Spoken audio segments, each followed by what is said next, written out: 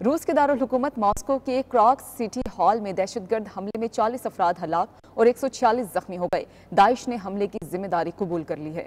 روسی صدر پیوٹن نے تحقیقات کا حکم دے دیا ہے۔ تفصیلات شاہد گھمن کی اس رپورٹ میں۔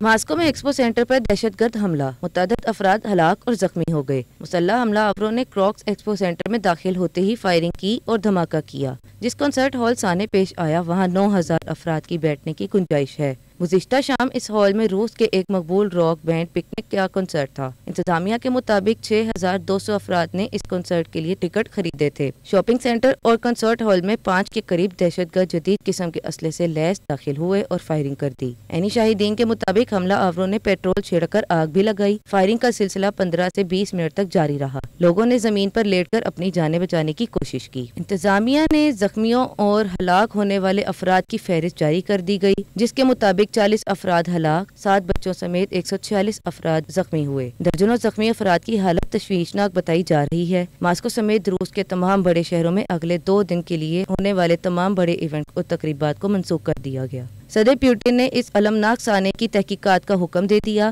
امریکہ، پاکستان سمیت درجنوں ممالک نے اس حملے کی مذمت کی گئی۔ امریکی سفارت خانے نے اپنی ویب سائٹ پر الرٹ جاری کر دیا کہ نامعلوم شدت پسند اگلے 48 گھنٹوں میں ماسکو میں حملوں کی منصوبہ بندی کر رہے ہیں۔ داعش نے ماسکو کے کنسرٹ ہال میں حملے کی ذمہ داری قبول کر لی۔ شاہد گھمن، نمائندہ 92 نیوز، روس۔